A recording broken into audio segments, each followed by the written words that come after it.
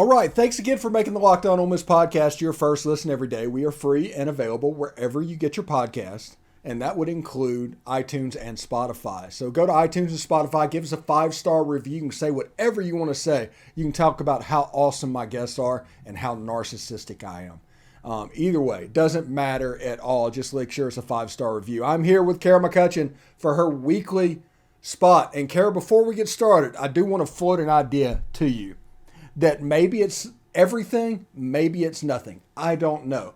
But up until the first scrimmage, Luke Altmaier and Jackson Dart would always appear together on the side-by-side in the promotional Ole Miss Football Twitter account. Since the first scrimmage, when everybody got to see Jackson Dart have an amazing scrimmage, Jackson Dart has appeared like 4 or 5 times and Luke Altmaier, nothing. Tell me I'm crazy. You know, as much as we want to read into everything, and you may be onto something, I'm wondering as well if there's some trying to get Jackson Dart a little more out there around the fan base, having his photo around more. I mean, I've seen like on his first day of school, they had Jackson Dart there with his stuff. You know, they've had him today on there too at practice. So, I mean, that could be a sign, but also I'm, kind of wondering if they're trying to get him out there, get him more familiar with Ole Miss fans. There was some iffy reception at some point with him that his dad even kind of made a comment about Ole Miss fans. So maybe there's some comfortable, they're trying to like, I guess with the culture, you could say, make him more comfortable. So, you never know. Yeah.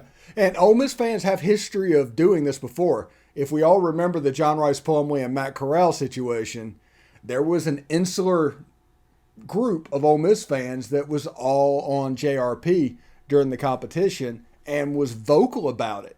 And Matt Corral was able to come through. So maybe that's just like the rite of passage for Ole Miss quarterbacks. You have to beat a Mississippi kid out throughout all the pressure. It'll be interesting to see what's coming. I don't think Lane's really going to let us in anytime soon. No, and he shouldn't. John Sumrall does not deserve to know who our quarterback's going to be. And I think that's the whole purpose of just not naming it now. But I think he probably already knows who it's going to be because I've heard from everybody I've talked to and everything I've read, I've heard Jackson Dart. So, and we'll see. Anyway, let's talk a little bit about the preseason expectations. There's been a little thing like that. I think Josh Pate put out his preseason SEC rankings, had Ole Miss 7th in the SEC West. What are you seeing in the preseason stuff, and how does that make you think? So I see a lot of 6 and 6. Essentially, the thought is we're going to win our first 6 games and then never win again. I think that's a little biased towards Ole Miss somewhat. We have Auburn, we have A&M, we have LSU, and us all having a quarterback competition right now. There's a lot of question marks, I think, on 4 of our teams. I think Arkansas has a history of kind of whenever choking in a couple games when they're expected to do well. So I think there's a possibility they're going to lose 1. Maybe 2 that they shouldn't. I think that when we play Arkansas, especially late, it's going to come down to depth. We typically play Arkansas pretty well despite, any kind of predictions. So I think that behind Bama, I think the SEC West is the most kind of almost open and competitive it's been. I think Mississippi State, they have the veteran on their side, but also I think they have to establish a red zone offense. I think they have the air strike, but I think their red zone offense was weak last year. And if they don't establish that, especially with a run game, they're just going to get stuffed, have a lot of field goals. So I still think it's kind of up for grabs. So I don't see how. I think the transfer that we brought in brings some question marks, but I think we have a lot of talent. I think we on both sides of the ball. So I think we're just as much in it as everybody else in the West after Bama. Yeah, and I don't know how you think it is, but to me, all of these preseason prognostication is just basically them saying, I don't know. Because I've seen Ole Miss everywhere from 2 to 7th in the West, and they just don't know about Ole Miss. They don't know about Texas A&M. Texas A&M's supposed to be good, but they're kind of a show me team because they have quarterback issues. LSU, what does that look like? We saw up close what the Ed Orgeron experience looks like the year after he leaves. Mississippi State in year 3, yeah, that's great, but look at that schedule to where you get Kentucky and Georgia from the East. It's absolutely brutal.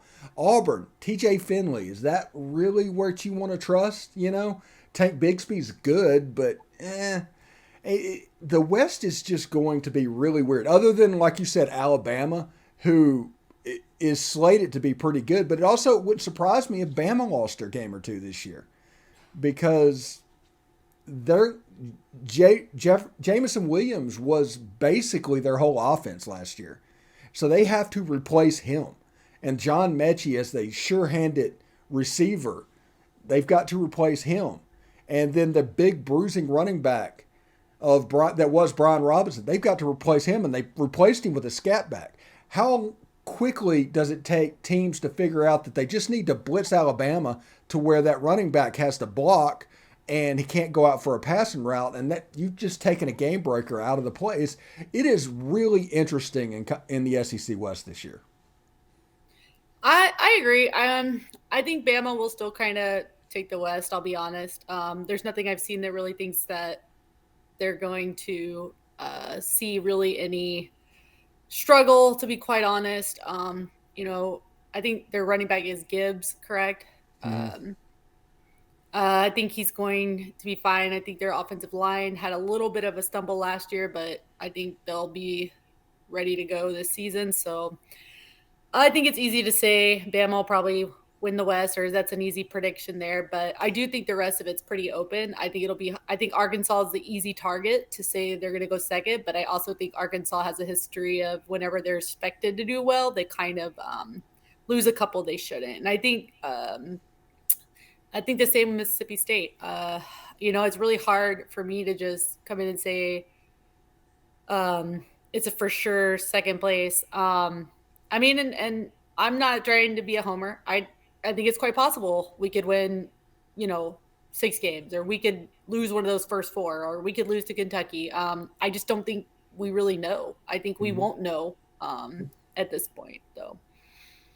Yeah, I think the national media and all these people that do prognostications on college football, the transfer portal has them just messed up because teams could change so much more rapidly than they could before. So there's really no such thing as a blue blood other than the playoff contenders year in and year out. After that, you could end up 10th one year. The next year you could be unranked, and everybody's just in this washing machine. I think that's the issue that we're having right now in these preseason polls.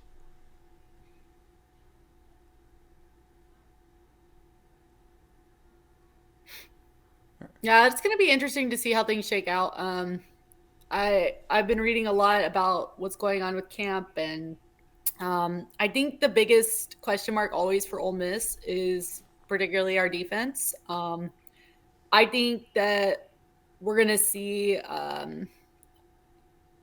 I don't know. Maybe I am a homer, but I think we're going to see some improvement still there in our defense. I think we have a lot of veterans there. I think our secondary is going to be probably one of the best out there. I mean, we got a lot of talent right there. We got a lot of veterans out there. Fedley, Reese, am I right? Ashimia, am I saying it right? Yeah. Ashim. Ashim, yeah. I don't know. I'm excited. I know I get the homer says, but it kind of is what it is when it comes to Ole Miss football. Anyway, get more on the SEC by making Locked On SEC your second listen. Everyday host Chris Gordy and his local experts of Locked On take you across the SEC in 30 minutes or less. Make Locked On SEC your second listen every day. Locked On SEC. Cara, thank you so much for coming by. I look forward to this every week, and we will talk to you next week. Thanks. Hotty toddy. Hotty toddy.